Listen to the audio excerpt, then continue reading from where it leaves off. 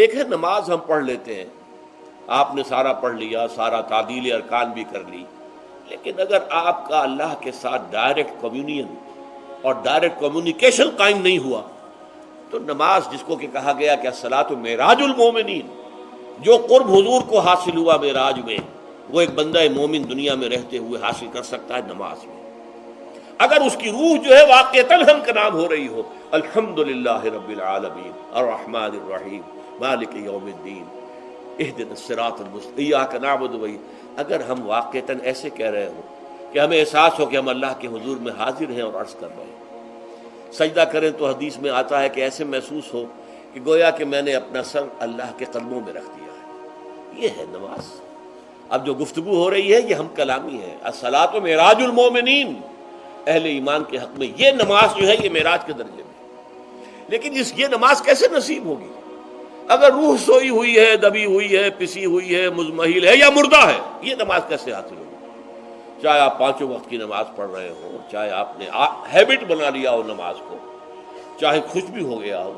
لیکن یہ کہ جب تک وہ روح بیدار نہ ہو، جب تک ہم کلامی نہ ہو، افلاک سے آتا ہے نالوں کا جواب آخر،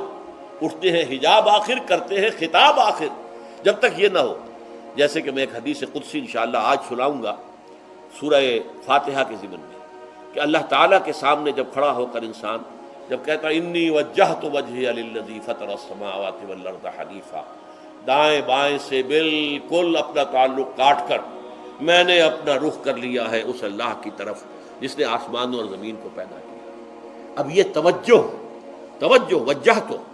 اگر یہ تو ہے چہرہ تو ہم نے کر دیا خانہ کعبہ کی طرف، اندر سے ہماری روح متوجہ نہیں ہوئی، وہ سوئی پڑی ہوئی، اسے پتہ ہی کچھ نہیں کہ کیا ہو رہا ہے، تو اس صورت میں وہ کیا ہے؟ ظاہری بات تو پوری ہو گئی، نماز کا ثواب ہو جائے گا، فرض کی ادائیگی کا ثواب مل جائے گا،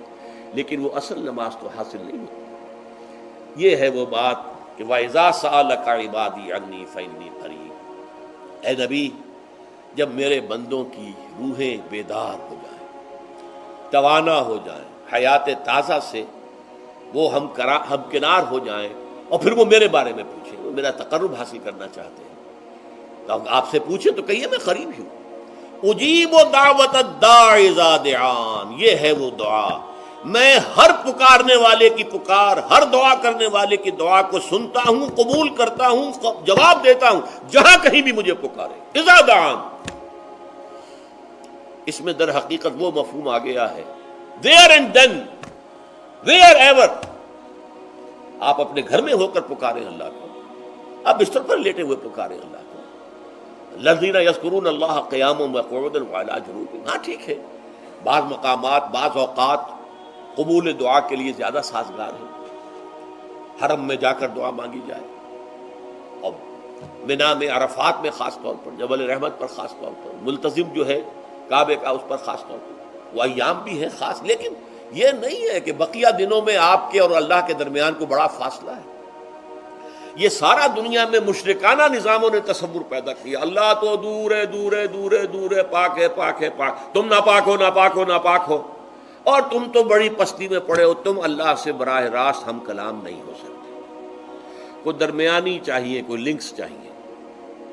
کوئی پجاری ہوگا، کوئی پروہت ہوگا، کوئی پنڈت ہوگا، کوئی پیر ہوگا، کوئی پادری ہوگا، کوئی پوپ ہوگا، اس کے ذریعے سے تم اللہ سے ہم کلام ہو، خود نہیں۔ اور جب ذریعے بیچ میں آ گئے تو ان کی مٹھی گرم کرو، ان کی چاپلوسی کرو، ان کو بھی جو ہے چادریں چڑھاؤ، ان کو نذرانے پیش کرو۔ یہ ہے بدترین ایکسپلائٹیشن جو مذہب کے ذریعے سے نوع انسانی کی ہوئی ہے۔ یہ دو ایکسپلائٹیشن دنیا میں ہوئی ہے تاریخ انسانی میں، ایک بادشاہوں کی طرف سے خراج دو ہمیں، محنت تم کرو گے کھیت میں، آدھا حصہ ہمارے پاس آئے گا،